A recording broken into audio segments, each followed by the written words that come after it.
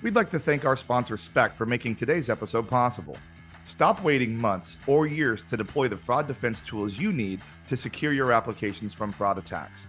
With the Spec orchestration platform, you can integrate new tools into your existing fraud stack in minutes without writing a single line of code.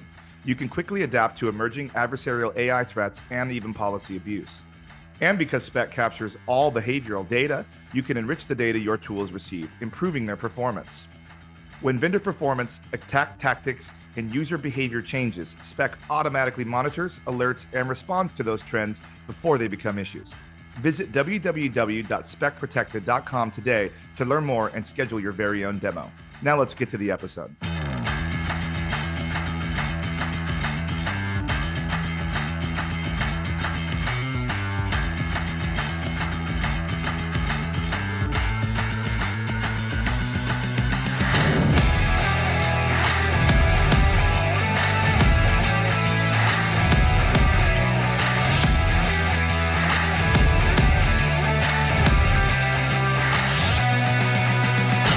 Hey everybody, welcome to another episode of the Fraud Boxer podcast. I have a special one today. I have two guests with me today, and we're going to be talking chargebacks, all chargebacks. I have Roenen Ben-Ami from Justt here today. Their company has put together an awesome report that I think a lot of people have seen. I took a look at it and I found a whole bunch of interesting tidbits that I pinged them and said, let's take a talk about. I also have Jenny Nilsson, who used to work for me over at the wonderful Ticketmaster, who's their head of chargebacks. So hi to both of you guys. I can't wait to talk about chargebacks. How are you guys both doing? Good. Yeah, well, thank you for making time. I know I sent a lot of notes over to both of you, and Jenny, I kind of added you at the last second here as another voice of reason on the merchant side. But I kind of want to start, obviously, like I do most episodes, at just how did I know you guys? And Roenen, I think I'll start with you. How do I know you? Because this is fun. Yeah, great. Well, first of all, thanks for having us. This is really exciting to be here today. So I believe that our head of content was also named Roenen. We have two Roenens at Justt. Once we got the report together, sent it over to you. And as you mentioned, after you reviewed the report, you saw the value and got excited, just as excited as we are about it. So we thought it'd be a great idea to jump on your podcast and speak about it together. Yeah, and I don't think I'd have a whole lot of chargeback content on here yet, so it's good. And I think, especially Jenny, when we get to you in a second here, and we get to compelling evidence 3.0. I know, Jenny, you've been pretty instrumental in some of the merchants, or some of the solution providers, in helping them with some of their compelling evidence 3.0 based on your understanding and your volume. So, Jenny, how do you know me? Yeah, I used to work for you. I started, basically in this industry. I've been in this industry for over 18 years, but I've been at Ticketmaster for 16 years. So I've seen all the changes, I've seen the growth, and it's never boring, especially when COVID happened. Completely was a rush, and that is why I'm still here. Yeah, and you have been there for a very long time. 16 years at any company, especially in us tech guys, is a lifetime. But Roenen, let's talk about how you got into fraud, because Jenny kind of just touched that she's been there for a while, and we'll go back to you, Jenny, and get into how you actually fell into this, because your story is interesting too. But Roenen, how'd you get into fraud? How'd you get into the space? How'd you get into chargebacks? Justt has been making a lot of waves lately. I think a lot of people are hearing the name. A lot of people are using you guys. So always curious to know how you got into it. Yeah, of course. So I started more on the anti-fraud side of things, similar to, let's say, Riskified or Forwarder. I worked at a company called Simplex, who had an anti-fraud solution specifically for the crypto space, so fiat to crypto transactions. They were actually one of the first payment processors that did credit card transactions for the purchase of crypto. So they had to have a very strong anti-fraud solution in order to do that was tailored for the crypto space. And something I always say to new employees that join our company is, when you're a new employee, ask questions in a startup, because you'll start asking questions that we didn't ask ourselves. And that's what I really got the opportunity. I was employee 25 there, started asking questions, seeing that we didn't have the foundation built on the payment side to be an established payment processor in the networks, PSP. And we really built that process from the ground up. And I fell in love with the world of payments, to be honest. I moved over from the anti-fraud side of things to the payments world and really built from the ground up their merchant screening and monitoring teams, fraud and chargeback monitoring teams, and risk and compliance teams. And I saw the pain point of chargebacks there. And that's when I really saw the opportunity, because I looked at what was available to deal with chargebacks and saw a big opportunity to build something different in the market. I actually built something for Simplex in the beginning, and then began to think bigger. And that's when we began building Justt, which we saw there was an opportunity to build something just across all industries for all merchants that are dealing with their chargebacks at the post-transaction side, because you can have a great anti-fraud solution, you can have a great screening team, so you're dealing with legitimate merchants, and then chargebacks are still coming in, those first-party misuse-friendly fraud chargebacks. And using technology and the right methodology, you can really solve that pain point. And in the way we feel and we've seen with Justt, as you mentioned, we've made a big footprint so quickly because we've brought something so different to the market. I will say Simplex, I believe, got purchased by that Nuvei. Is that how do you say? You say Nuvei? And that's for people that don't know. That's I believe it's a Canadian company, and they have an investment from Deadpool himself, Ryan Reynolds. So hopefully we will see him at the MRC this coming one, if he really is invested in that company. Well, then count me there. Yeah, I'm sure. So Jenny, let's kind of talk about you. And on that point, so let's talk about you and how you got into the chargeback space. I'm sure a lot of what Roenen just said will resonate with you, the complexity of the chargeback. So how did you even wind up doing chargebacks? I mean, you've done it for 16 years. I think you've kind of been over at multiple companies. So how'd you get into the space? I actually started at Washington Mutual. So for those older people, you know what I'm talking about. For the young ones, they're called Chase. It's Chase Bank. So I started with them on dispute side of things. It was tons and tons coming through, learned a lot on the back end, right? And was kind of interested on all these compelling evidence that was coming through, but didn't really understand as to why they didn't, really answer the questions and pinpoint to it. And then the unfortunate happened. Washington Mutual became Chase. So I remember that. I had to, bounce, right? So I was looking around and found a opportunity at Ticketmaster for the chargeback side of things, so the merchant side. So reached out, got in, and then started my way there, and realized, kind of took some of my knowledge on the banking side, brought feedback of what we can do and change and upgrade, and implemented that on the Ticketmaster side, and saw where there's always improvement, because there's always changes, regulations, policies, whatnot. So there's always new upcoming things, changes going on that we need to train and readjust. So that's the exciting part of it, but able to basically create the chargeback side of things from the ground up on the Ticketmaster side. Yeah, when I joined Ticketmaster, there wasn't really any tools necessarily in place. It was kind of just responding by hand using screenshots. And I think that this is kind of where Justt comes in too, is like a lot of manual work. There's a lot of humans doing a lot of manual lifting, going and finding these things, taking the screenshots, uploading them directly into like the PSP portals, and not any sort of technology. And then you and I, Jenny, specifically over my first year there, were able to put in some automation using some of the fraud tools that were available to us at the time, to automate some of that process. But we'll talk about that as we go through some of this, because it was kind of an always evolving process, especially into COVID, and what we had to do and how we had to modify some of the systems to create these sorts of things. And Justt, I think, like with you guys, Roenen coming in here, like is kind of doing a lot of those things. But let's start with what the state of chargebacks currently is in a post-COVID world, because I think like not only like all the stuff that we did during COVID, but consumer behavior has drastically changed in COVID, and then now coming out of COVID. It's just like people are driving like maniacs on the road now. People are consuming like maniacs in the e-commerce world now. And Justt, you put together this report. So if you could kind of tell us what it is and why you did it, and then let's really just dive into some of the really interesting stuff that's happening.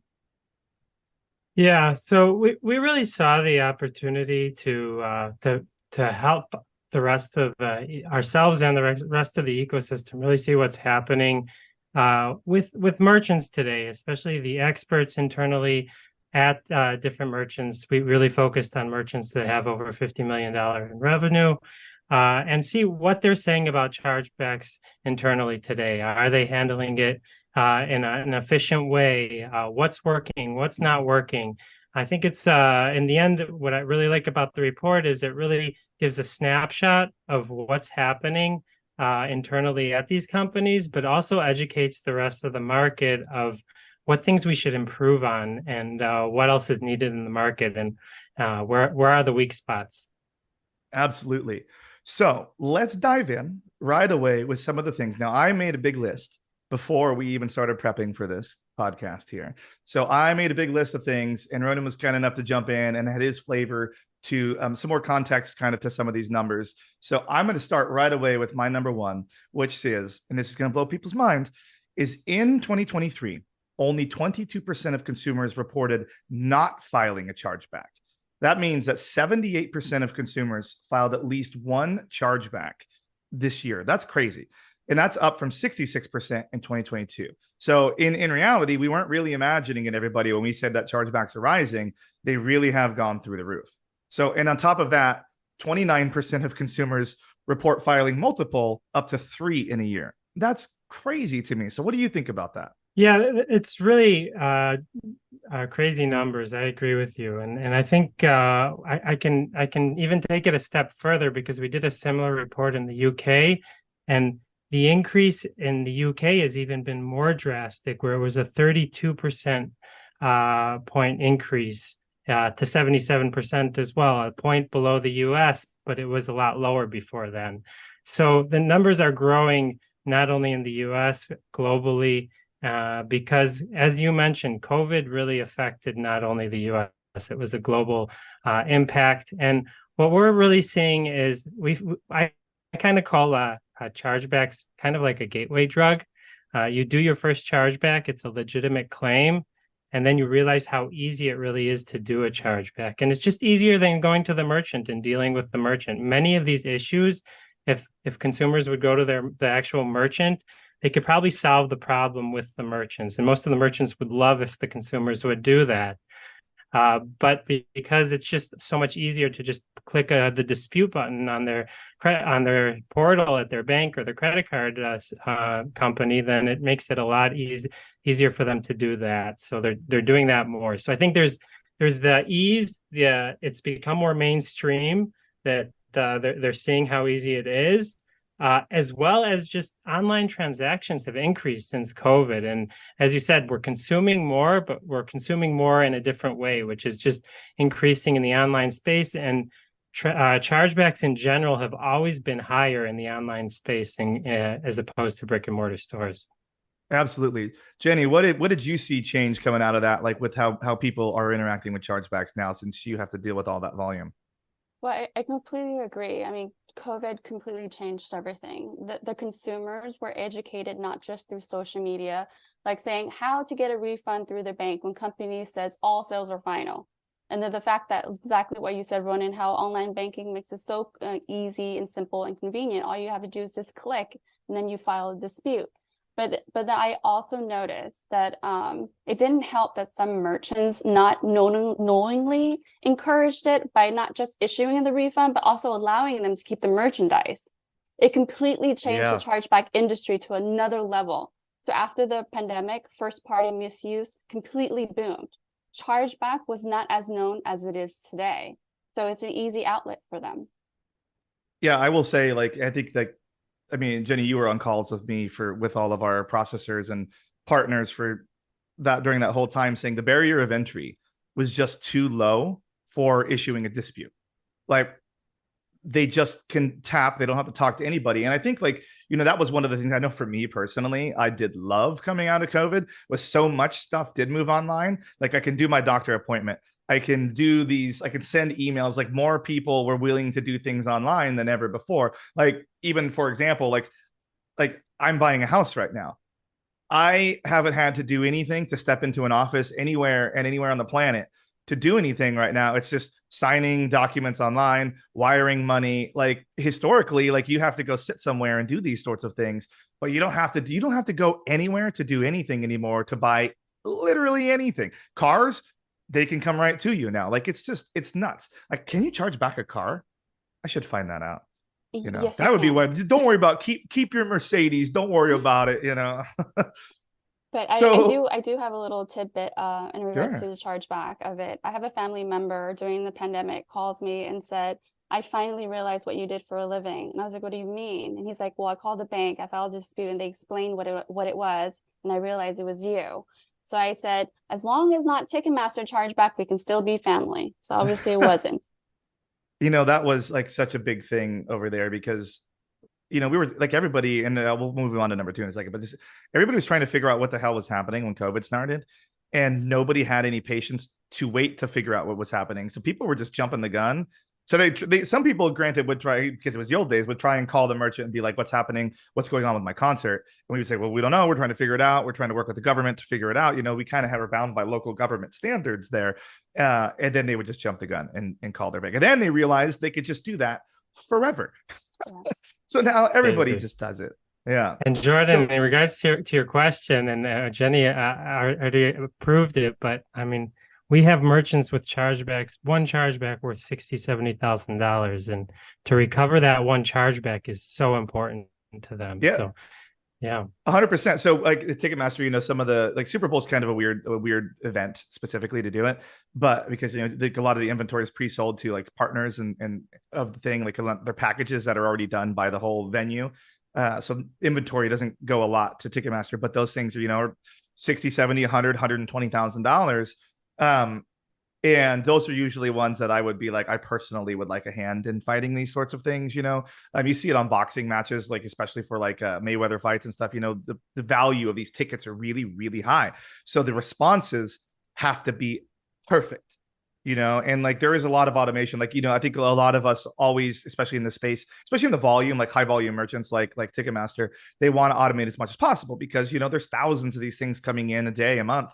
And you don't want to get bogged down and have like 100 people doing these things. But at the same time, like you have to segment out some of your queues and which ones go with automation, which ones have a little bit of a finesse to them to really figure out what's going on. And I think there are some notes on here that we'll talk about some of the ideas and better ways to fight some of those. So yeah, we'll get there. So let's talk about number two on my list of something that was super interesting to me. And there's only 8 of these, I think, folks. So don't worry. We're not going through like 600 of these things, maybe, but it's valuable information. So number 2 is 12% of large companies are not fighting chargebacks at all. Now that means that, there is the vast majority of companies are fighting it, but this is where it gets a little interesting. If you take the company size and you shrink it down a little bit to SMB space, 20% of SMBs are not fighting them at all. So what do you think is kind of the reason for that? Is it just manpower? Like what do you think? yeah. What we're really seeing is when you're a younger company or smaller company, you have to focus your time. You can't deal with everything, and you have to prioritize. And chargebacks is usually in lower priority when you're first building a company or when you're a smaller company. And as you grow, I always say as your transactions grow, your chargebacks grow along with it. It's the name of the game. And as that chargeback amount begins to grow for a company and they start feeling that pain more, that's when they start investing in more of dealing. It usually starts with a team that does it on the side, and then start establishing some sort of a team to deal with those chargebacks. So we're definitely seeing it with our current customers at the moment, that type of process. I think that, that's how a lot of people wind up in our industry is like they were joined like at some startup at like a customer service or like a finance team. And then like the companies are so focused, like hyper focused on growth. And all of a sudden this like, what the hell is this? A chargeback? What do you mean I don't have my money anymore? And then they tell somebody to go figure it out, and then more come in and more come in.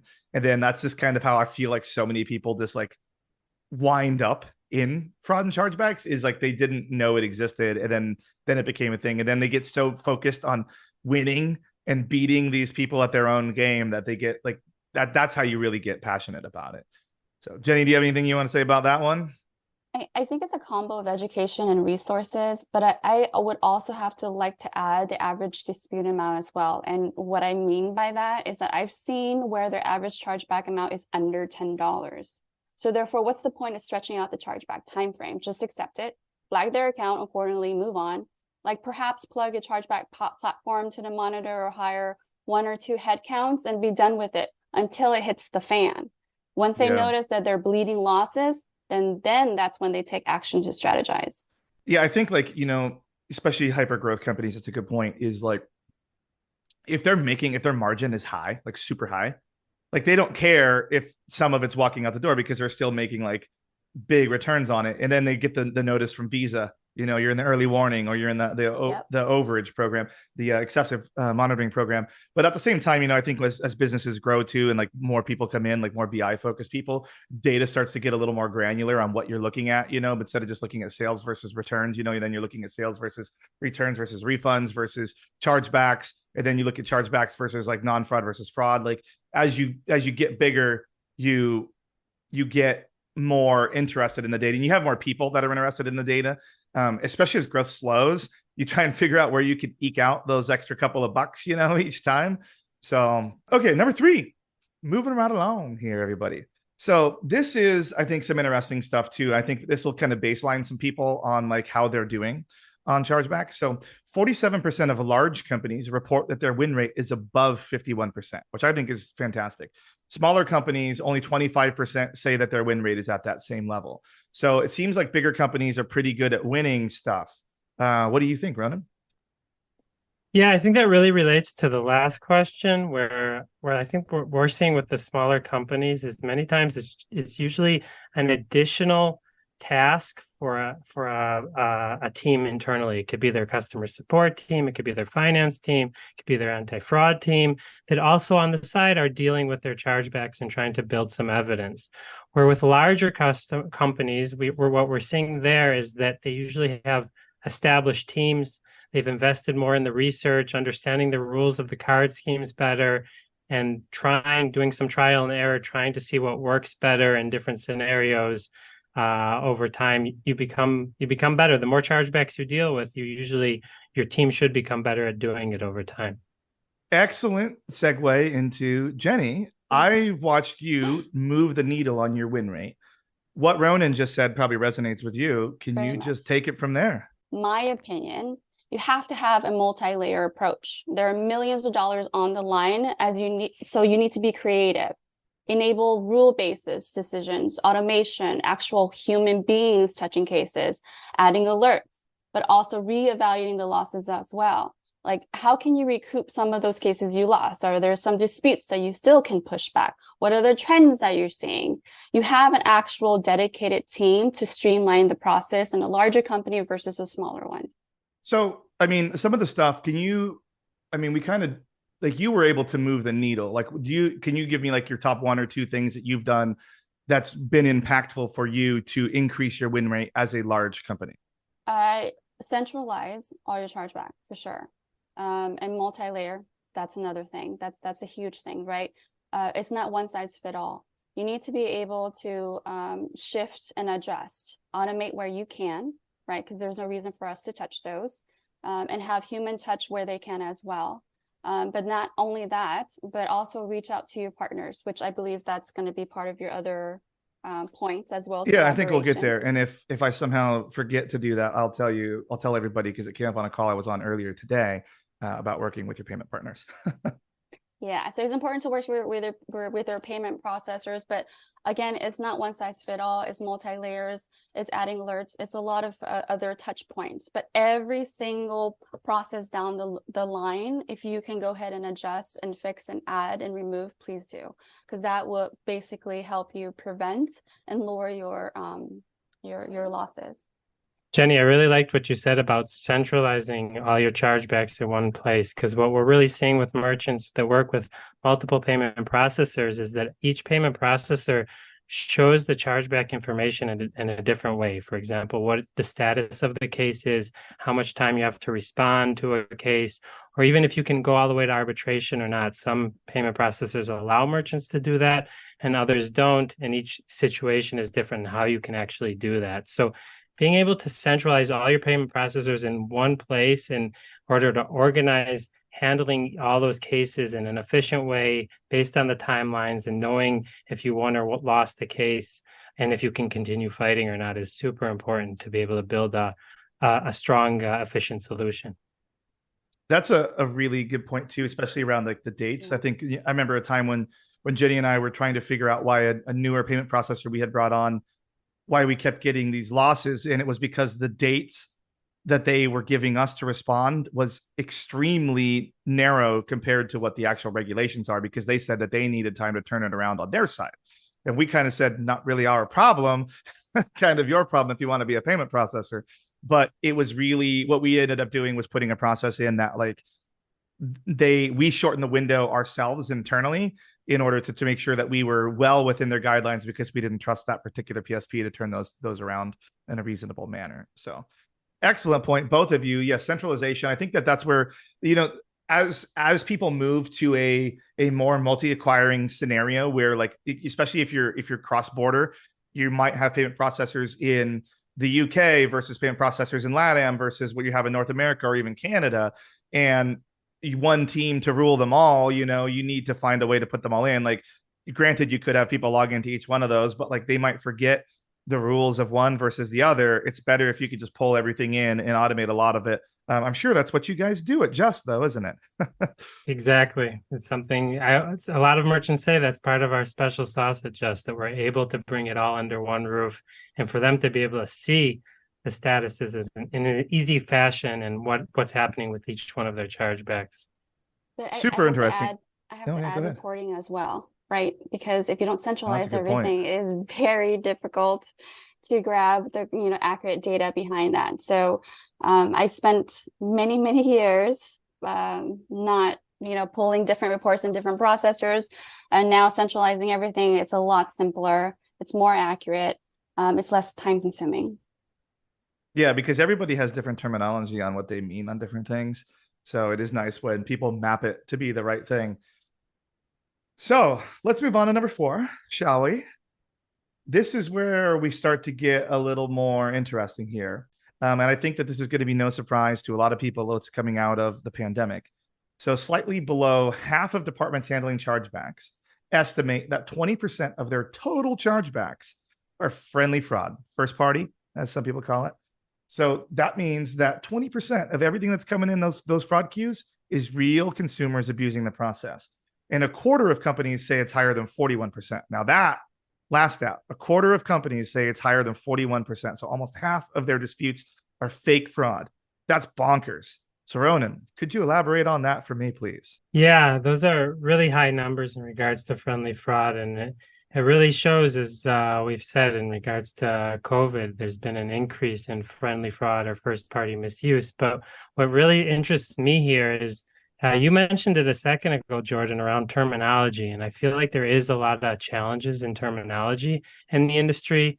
Like, what does friendly fraud mean? Some merchants look at it, only look at it in regards to their fraud chargebacks, which ones are true fraud and which ones are friendly fraud. Others look at their entire chargeback volume and say friendly fraud is basically an illegitimate chargeback that could be across any reason code. Yeah, okay. Exactly. Yeah. Or you have first-party misuse, which is the newer terminology, because there was a lot of confusion around friendly fraud. And now first-party misuse is being used across all of reason codes. So it really depends who you speak to and how they're using the terminology. And in addition to that, what's really interesting is that many times, if you have a system in place, either if you're doing it automated or manual, checking when you receive a fraud chargeback, if it's true fraud or friendly fraud, your system or your team's ability is probably going to be around, if it's in a good, it'll be at 80% accurate. There's always that 10, 20% that it may be true fraud still. And that's the situation of when should you represent a case? Should you submit a case when your system is telling you it's true fraud? Should you not represent the case? And that's also a challenge because we're supposed to be representing only on friendly fraud cases on one side as a merchant, but on the other side, we do have to remember that issuers have information that merchants don't have about the cardholder and the transactions, and merchants have information that the issuers don't have. So if you have that 10-20% chance that it may be friendly fraud, it might be worth it to submit the case anyways, because whatever information you do have will give the issuer a better picture of what happened so they can make a more educated decision. Excellent. And Jenny, I know you have done a lot of work around fraud reason code specifically, and like when and how to represent those. Can you kind of just give us a little insight about maybe some of your thought process personally on that? Yeah, so 3.0, right? That's everyone's That's where thought. we're going next. Yeah, that's what everyone's thought on it. But I completely agree with Roenen there. But the overall, in regards to the representments, providing compelling evidence in the representment is key. An analyst can look for anomalies in the order that might suggest that there is a risk for friendly fraud occurring, but painting a clear, simple picture, addressing the reason code. Simple, yes, simple. And addressing the reason code is key. Yeah, too. Yeah, it will increase your win rate. But surprisingly, a lot of merchants do not actually address the reason code or address the additional information that is provided by the consumer. Clear, concise data, straight to the point, will get you the W. That's an excellent point, guys, both on like the CE3 stuff. So compelling evidence 3.0. So one of the things that I've been looking at doing internally is kind of doing a feedback loop using compelling evidence 3.0 wins. So if it's a CE3 case that we've won, we can kind of start marking some of these customers that we know are friendly fraud or abusive customers. And then we can use some of our device intelligence using those flags, some ML stuff, AI, as everybody says, around some of these frequent flyers on abusive programs, kind of get like a loose customer integrity score that we might be able to use somewhat there. So that's something that I'm working on now. It's really in my early days of this because CE 3.0 is still pretty fresh, July. It's only a few months ago. But let's talk about some CE3 stuff and some of the what Visa has kind of brought in with tools that they've thought to help us as merchants out. And we won't kind of say like what the results are, because I don't think we necessarily have the results of that on this call, but there have been some things. So let's talk specifically about post-transaction services. And I'm going to talk both about Visa services and MasterCard services a little bit here, but I will try to call out the ones as we go down this list. I'm going to kind of rattle them off, and then Roenen, I'm going to have you throw in some Flava Flav on this, and we'll talk about it. So 76% of people in this survey said that they use some sort of post-transaction service. Now that'll be alerts and order insight and things like that. So let's talk. So 55% of people say that they use order insight. I would say that the number is pretty high on that because Visa's like kind of unofficially mandating that as part of the compelling evidence 3.0. So I think that we'll see that number grow. 43% of folks say that they use Verify's alerts, and 33% of people say that they use Ethica's alerts. Now, 35% of these responders say that they use RDR, the Rapid Dispute Resolution Service from Visa. Likely that number is going to grow because it's part of the 3D Secure automation process, or not 3D Secure, I'm sorry, the Compelling Evidence 3.0 automation process. So I think that number will really go higher. 68% of these companies 68% of companies that are using these services are seeing a chargeback of less than 90 basis points, which hopefully that's good news. And then 59% of companies that don't use them say that they also are under 90 basis points, which to me, doesn't make a huge difference. But for me personally, as Jordan, as the fraud boxer, the key takeaway is like the adoption levels of a lot of these services. A lot of our peers are using these post-transaction services, which means that there is a lot of thought and a lot of investment that goes into post-transaction monitoring, not just pre-transaction monitoring. So, Roenen, what are your thoughts on that? Yeah, I agree. There's definitely an increase. You see it in the numbers in the use of these services. With Visa, it's Verify, and with MasterCard, it's Ethica services. And they're adding additional services with, as you mentioned, Order Insight now has the new piece for CE 3.0, which is great. And MasterCard's Consumer Clarity is getting bigger, which is similar to Order Insight. And what's interesting here is we as Justt, we're a partner of both Verify and Ethica, both of these solutions, and we do resell it to our customers. But it's important to know when to use it and when not to use it, and that's what's really key, because each type of service that they have, from RDR to alerts to consumer clarity to Verify, all of them have different scenarios of what's the pros and cons of using it, and you have to do the analysis, because in many of the scenarios, it means that you're actually refunding the case. So it's kind of like losing a chargeback. And if you're below the chargeback limits in the first place, many of these solutions are less relevant for you. If you are coming close to or above the limits, then you should know when to use it and when not to use it, so that when you do have a chargeback and it's illegitimate, you still have the ability to fight that case through the dispute process. I will say, and then Jenny, we'll come to you in a minute because you use a couple of these services, that especially with like Order Insight and Consumer Clarity. Earlier, you had mentioned that, like merchants have some information that the issuers don't have, and issuers have some information the merchants don't have. And I think that these tools are doing a very good job of attempting to fill in those blanks so you can get this, what call centers call one call resolution. So if somebody does call their bank, they can see in line what the customer bought, have they bought before, those sorts of things, and kind of answer that information, and hopefully, as they say, deflect these disputes from happening. And like, I know they claim like in the 20% range on some of those deflections, but you hit the nail on the head with like these alerts. Like, these alerts have a cost to them, and sometimes those costs can be high. So you need to know, you don't want to just consume every single alert that you possibly can, because you might have already identified it as fraud, and stopped it, but they're seeing the pending, or you might have already taken some other action that now you're getting this, or you might have already shipped the good and there's nothing you could do about it now. So you have to get a pretty good idea, or the amount of the good might be less than the amount of the alert. So you might want to have some intelligence around that, and then work with your partners, work with Ethica, work with your Verify on when and how you get those alerts and at what level. And they want it to work for you too. Like everybody that's like, oh, they only take all or nothing. No, they would prefer you to buy these products versus not buy these products. So have these conversations with them, and they will work with you to tailor these solutions. Like, fraud is a moving target, so is your vendor management and your relationships with your vendors. You should always be adapting and changing to your needs now. So moving on out of the CE 3.0 stuff, and we might touch on it a little bit later. We'll see how this conversation goes.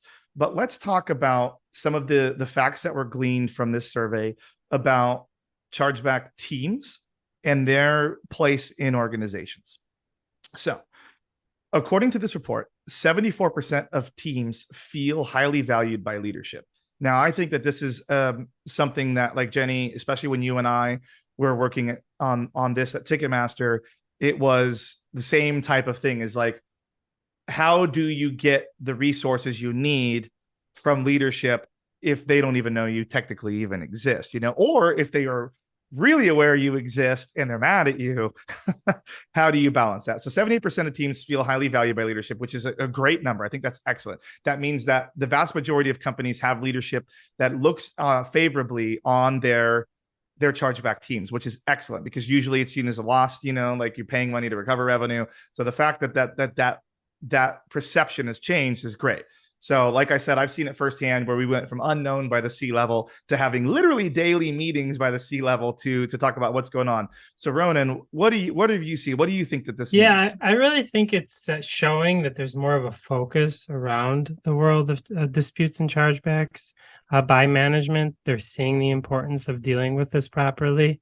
I could give a similar, Jordan, I really liked your personal example, because I could say, when I first started building the solution at Simplex, I felt that it was kind of a side project that didn't receive much attention. But once the solution was built and it was running, and the volume started increasing, and it was saving so much money for the company, it was something talked about in the hallways, talked about by management, presented at the company, all hands around how much is being won and recovered for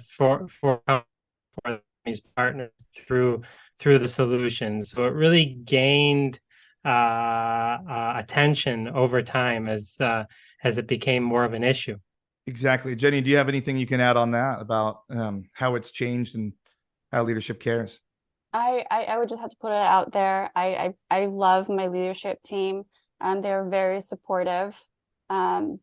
And the fact is the fact that we weren't visible, right? Chargeback wasn't as visible or interest, not just to the C-level, but I feel like the overall companies until the pandemic happened. While e-commerce grew, some companies were a complete halt, but everybody was charging back, which in turn became the forefront of many companies who didn't invest as much in disputes. So unfortunately, action usually isn't taken until there's a great loss before it can actually be addressed. But for me, fortunately, because of the fact that I do work for a larger company and we do have high volumes of chargeback, we do get support from it. So then that way we can work with our partners and also collab, which we'll talk later on as well. Yeah. And I think, like even at marketplace style companies, even if it's not like a B2C marketplace, but it's like a B2B marketplace, so reselling another client's products, if you have contracts where the financial burden comes all the way through to that end client, like the supplier, basically, like they can raise a lot of questions about the relationship that they have with your leadership directly. And that puts a lot more focus on the investment of resources, not only for the chargeback team, but the upfront fraud prevention screening teams, and can help make a case, because you want to make the clients happy. So you have stuff to sell, Exactly. in those scenarios. Exactly. So another one is 42% say they don't have the resources they need. They are seen and they're heard, but they're not supported.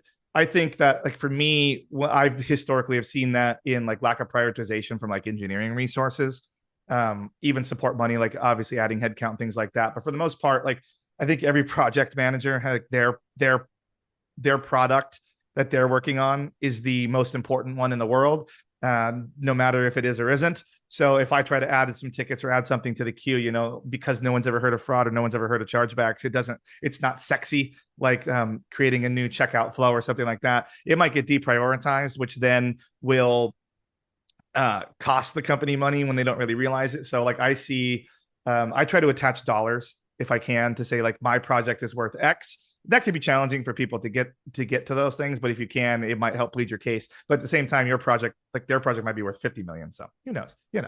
Yeah, I really think that that's one of the reasons why we saw the opportunity to build Justt, because many resources aren't being invested in this in many companies, and the resources that are available are usually manual. And Jenny said it very well. You need the manual touch, but you also need where you can automate things and make it scalable. You should do that, and many don't have those resources to do that. So what we're really doing at Justt is providing that platform for merchants to automate that process, to take a hands-free approach, and we take that pain point on our shoulders for that merchant.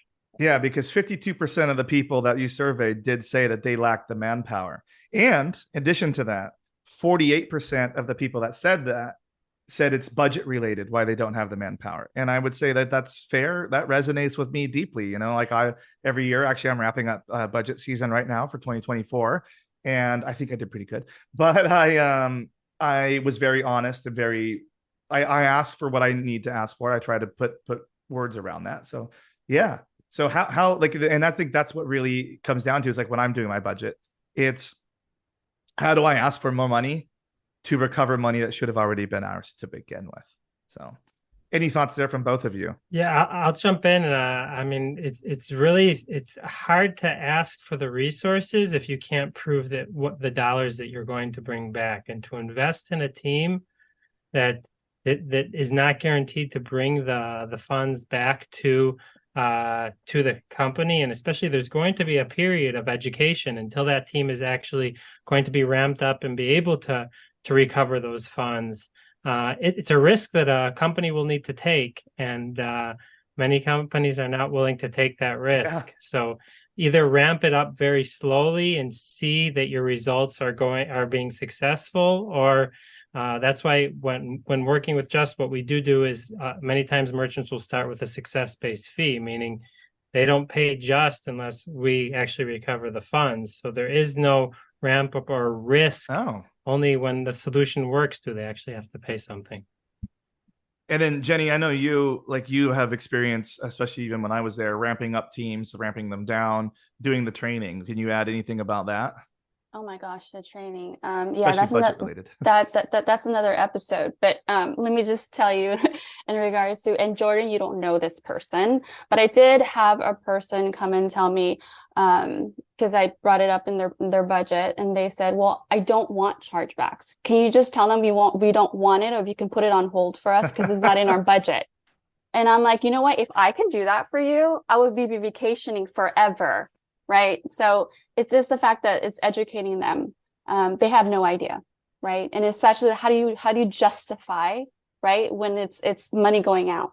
Yeah, and I think like the same time, like Ronan, on this survey that you guys did too, like you just touched on, 35% of people say that the training is also the issue, and I think like Jenny, especially, let's talk about CE3 again, with you, like, you have your whole team that you had trained to do something a certain way with CE2. And then now you had to train all of your people. I think you got like 20 of them now on a whole new thing that like the goalposts have completely moved on that. So what do you think about that, Jenny? And then Rowan, we'll go to you for that. Well, I have to say, in regards to the industry that I am in ticketing, it's always ever changing. So nothing is ever set in stone. So when I did bring it up to the team in regards to 3.0, they were like, well, what is this? Stop adding, 3, 4, 5, 6, 7. But it is what it is. It's part of the game. And if you can automate wherever we can, then that's great. But I just feel like the moment like the industry changes and it's updated, the rules and policies are done, and you train them, and they finally get it and they understand, all of a sudden next quarter something else news comes out, and you're just Visa like, change their mind again. Yeah, I'm just like, I love you, Visa, I'm just saying. But it's more like, oh my God, you gotta do this all over again, you gotta train them all over again. And it's nonstop. I mean, it makes it exciting, but it's very exhausting. It is very painful to have to constantly stay up to date with industry changes between Visa, MasterCard, and other card schemes making changes. And once you train the team and then the changes happen again, learning about the changes, learning how those changes affect your actual solution, and then implementing them into your solution is quite a process in itself. And Visa said it. I remember the first webinar I was on with Visa when they rolled out CE 3.0, and they've made so many changes in the past few years. And they even said with CE 3.0, this is just one more step in the right direction. There's many more changes to come. So on one side, we're excited about these changes that will make it a more even playing field. But on the other side, it's a challenge to stay up to date with these changes. So here we go. Let's moving on. Some more numbers from this wonderful report that you guys have done. This has been a super fascinating report for me. If anybody, like, I'll put links to the report in the description of this so people could just read through without all of our flav on here. But just super interesting information. These are just things, like I said again, that I found super interesting. Now, this next one resonates with me pretty strongly. It's about collaboration. And 77% of the teams reported that they collaborate closely with other departments. And it grows to 88% for larger companies. Now, for me, and I think even my time at Ticketmaster, like Jenny was privy to how I did this, and I've done this at iHerb too, and my team here, like Steve and Katie F, can really attribute this, is we have aligned closely with the customer service team and the security teams, because there's a lot of crossover for that. And some of the things that I'm working on, they're also working on, and some of the things that we do have direct effect on down the line on how they will be doing their job. So we set up calls on a regular basis that we sync with these teams, and we meet with them. We tell them what we're doing, what we're up to, so we don't blow up their whole lives. And it's gone a really, really, really long ways at our organization. So another thing that comes out of that, 15% of people say that they don't want to collaborate internally. They want to stay on Fraud Island and have Fraud Island stuff happening. And the remaining percent kind of don't care at all. But that's not a big percentage, it's like less than 10%. So Ronan, can you kind of dip in a little bit on what you think from that? Yeah, merchants definitely see a decrease in chargebacks. We see with our merchants, at least, when they communicate well with other teams. And it's also something that we do is when we find insights on chargebacks, we provide those insights back to our merchants. Because what we see is, you mentioned it now with the customer support team, is if you can take service issues based on chargebacks that are occurring and find trends, and then actually improve your customer support due to those trends that you're finding, overall your chargebacks are decreasing. And many of our merchants are saying that either the insights we're providing to them or the insights that their internal teams are providing to them is helping them overall decrease what we'd call the legitimate chargebacks, because there always is a certain percentage of legitimate claims that are being made. I think that that's important, like, because we always try to, in these shows and in these things, these products that we develop, get to zero chargebacks. But there are legitimate grievances, and your team might not know about them. Like I remember, like Jenny and I used to always sit. We had this nice report that would show us the types of events that were getting more chargebacks. And if it wasn't like a major tour, like where you would expect to see high volume in chargebacks, if it was something small, we would always say, "What happened? Something happened at this event." So people have a legitimate grievance. Maybe they couldn't get in. Maybe it got flooded out. There is all sorts of different things that happen that people have legitimate things. And you need to have this communication with these departments to figure out what happened. Because if you're just sitting here with only part of the data and you're just replying to these chargebacks and you start winning a whole bunch of chargebacks for somebody that never actually got their item, you're going to hit social media in a bad way. You might hit the news, and you don't want to be the source of that. So you want to communicate with these people, because if an entire thing didn't happen or an entire product didn't get shipped, but you took their money, it might need to go back to these people. Like there are legitimate reasons why chargebacks exist. And like I work in this industry, and I have legitimately open chargebacks this year. No. And that is with an S. So shocked. That is with an S. But like there are things that I have ordered that I never got. And I'm sorry, I'm not paying for that. And I tried to reach out to customer service, and they were unhelpful both times. And I was able to, and they weren't unhelpful that I didn't get the resolution that I wanted. They were unhelpful in they literally didn't ship my shit, and I want my shit. So I want my money back now. So there we go. So moving on to point 8. So 17% of people responded had no idea that Visa even changed anything, which is kind of crazy. But granted, not everybody is in industry news, so people just go to work and do their job. Only 33% of people fully understand the changes. And Jenny, this is one of the things that I wanted to have you on, because I know you were an early adopter of CE3, and that's where some of the other chargeback folks in the space had reached out to you for advice on what to do. So that's pretty crazy. I did see that 35% of people say they are having a hard time keeping up with Visa's changing rules. I saw some charts at a conference recently that showed kind of the results of what's happened, like early preliminary evidence of CE3. For the most part, it's been a positive experience for a lot of vendors. There are a couple of vendors that have seen a drop in their win rate, but that's not I don't think there's enough evidence yet to say it's been successful either way. I mean, it's only been around for like 3 months. So Jenny, let's start with you first and foremost on talk about like understanding Visa's rules to changing rules, and then Roenen, we'll go to you if we just go right into you about your thoughts on this particular thing. So, I mean, how do you expect some merchants to really grasp 3.0 when they're really already trying to comprehend the foundations of a chargeback itself? That the full resolution timeframe, along with what is considered compelling evidence alone, is already confusing enough. I mean, not to mention updating the current chargeback platform you have in place, and then training your team at the same time. So, I mean, there's a lot of back end that plays into it. Adding 3.0 on top of it just causes more, I'm not gonna lie, stress, right? But it is what it is. But trying to dive into it early, that's exactly what Jordan was saying. The moment I heard about it and it was just ringing in my ear, I dived in, learned as much as I could, reached out to Visa, reached out to all the connections and partners that I can. A lot of them said, relax, it's not until a year from now, don't worry about it. But there's a lot of dev work behind it. That year goes quick. Yeah, a year goes very, very quick, right? You get older. So we need to go ahead and reach out and fix and do what we need to do internally, reach out to our partners to see what alternatives that we do have, but also training the team. So that year does go down to feels as if weeks. Yeah, definitely. I agree that there's definitely a lot that needs to be done internally in order to stay up, to have your systems ready for it. But you have the first stage to even be educated about it, and then you need to update your systems. And what we're really seeing is because we are the service provider and we handle all the updates and the changes, we've updated our systems to be ready for CE 3.0 very early on. And with many merchants, they didn't need to do anything on their side. And from day one, they were getting CE 3.0 once it went live. With other merchants, the way they were integrated with us, they needed to actually provide us additional data points from their end so that we can actually implement the CE 3.0. And just educating the merchants that work with us around CE 3.0 and why they need to provide us these additional data points in itself was a project.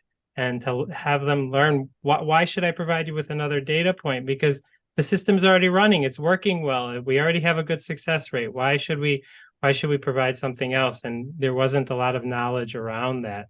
And what's interesting on top of that, which connects, Jordan, to what you said, is that, you know, we're looking now for the results of CE 3.0. And the thing is though we're submitting with CE 3.0 at the moment, for many situations, it's not being actually submitted properly, because CE 3.0, the merchant needs to be ready, but the acquiring bank and the payment processor also needs to be ready, because CE 3.0 and the true version of it actually has to be specific data points that are submitted in a specific way through VROL. And it's like rapid. It has to be done almost immediately, like in order to get those, like especially the RDR stuff, like that has to be submitted like in seconds, doesn't it? For order insight, for CE 3.0 order insight, you have 3 seconds to respond. So that's rapid. For responding for when in the chargeback form of it, you actually have the chargeback timeline to respond. But what's happening there is that many of the acquiring banks and payment processors systems aren't actually properly integrated with VROL to actually submit the data properly. So what we're doing on our side, for example, is we're actually adding CE 3.0 to the top of the evidence, so it's at the front of the issuer.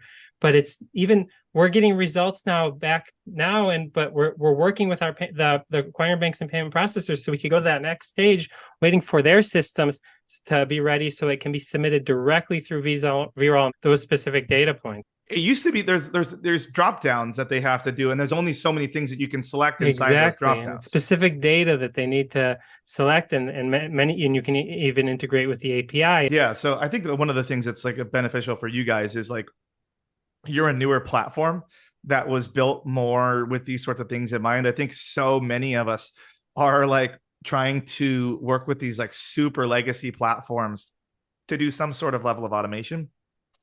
And these platforms aren't even ready for changes at this magnitude. So like something like adding device ID into a response is like a huge undertaking just to get that one single data field that now is like a pretty necessary and desired data field to have, you know? And like, I think one of the things that you guys are doing pretty well, in my opinion, is forging these actual partnerships with some of these companies that already, like the fraud companies that already have that data, so you can get the data from them instead of having to do a full-blown integration for every little single piece from a merchant that then, if it changes, like one of the cool things that like doing a partnership like that with you guys would be is like, if something changes on the Visa side and you know your partner already has that for X merchant, you could just add it automatically for them so they don't have to really do anything. And that gets a lot of value out of having a service that's like you guys. So that's my opinion. Yeah, that's a great point. We have partnerships with many anti-fraud solutions as well as payment processors. And then it's exactly right. We can get a lot of that data from them, so the merchant doesn't have to send any data over in the first place. It makes it a lot more efficient. So that's kind of the high points. Like I said, I'm gonna add these individual links to the report so people can browse through it themselves. It is 43 pages long, but it is a easy and light 43 pages to read. Super happy that you guys did this. I kind of want to wrap up and let's talk about like each person's kind of biggest takeaway from some of these numbers that we saw. There was a lot of numbers and a lot of conversation around each one of those numbers on there. So what do you think, Roenen, we'll start with you, is some of the biggest takeaways from this particular report that you guys did? Because it's been super useful. Yeah, I'd take two main takeaways from here. The first is that 40% of respondents say that their company is losing at least 1% of their revenue from chargebacks. That's a big number. And as I mentioned before, you really need to know what is your margin on each chargeback. on each transaction. You need to know what your margin is on each transaction, because that 1% of your revenue can actually be larger of your net income if your margins are low. So if you have low margins, that 1% can turn into 5, 10, and even 25% of your net income. So that's really important to understand what is the impact. Excellent call out. Definitely. And the other point is that 53% of merchants surveyed said that their chargebacks have increased this year, and 32% reported no change. So I like to mention the 32% reported no change, because that means that the majority are saying that it's staying the same or increasing. And I think we started the conversation off with this, that because chargebacks are increasing, the online space is growing, it's becoming more mainstream as an easier way to get your funds back on a transaction. There needs to be more automated processes in place. It's not scalable to keep growing a team as the volumes of chargebacks grow. So we really believe that there's going to be a lot more technology developed in the space. We're part of that change in the space of scaling a solution and using machine learning to ultimately optimize and improve the solution over time.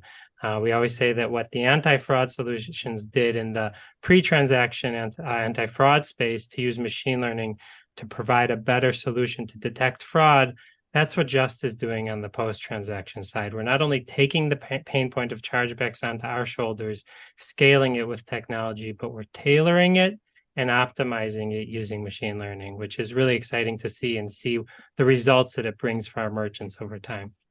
And I've heard only good things about you guys from anybody that I know that's been using you. So very nice work. I'll continue to watch you guys on that one there. And I think you guys have done a pretty good job of especially with like these reports and in this conversation of like talking about some of the pain points. And like Jenny, just like you said, you know, is like getting all of this data into one spot, all these chargebacks into one spot. That alone is so crucial. You know, like there's been a lot of automation companies that have come along in the past, but usually like they affix to one PSP and not multiple. They can't bring everything in from different sides, and they're always missing certain pieces of it. And I think a lot of people didn't really want to invest the resources into doing grabbing all these different pieces. And I think as this problem continues to grow, which is the reason that we are all sitting in these fraud seats, is trying to stop these chargebacks.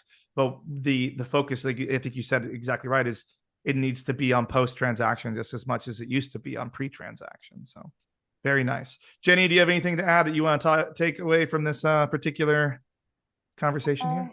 Collaborate and educate. Make sure you connect with other departments, especially your partners. Ask all the questions, regardless if you think it's stupid or not. Ask all the questions. And if it's not on their roadmap, then put it on their radar, because it'll eventually be on their roadmap. There's no one quick fix. I don't care what anybody says out there. I'm all about multi-layer approach, and I'm going to continue saying it for the rest of my life. That will help will increase your win rate. Excellent.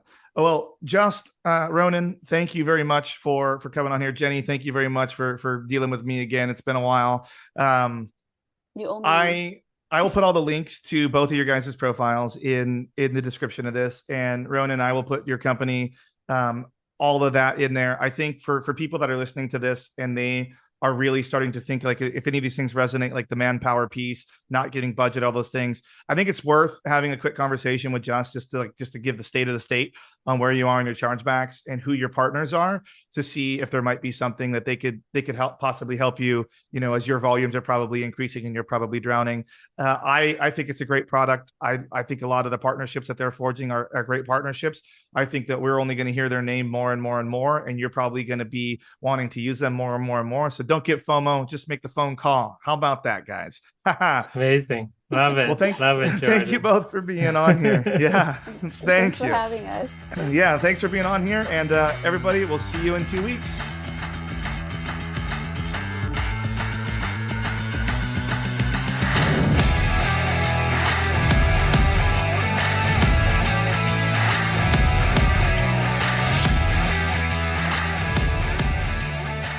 Thanks for listening to today's episode.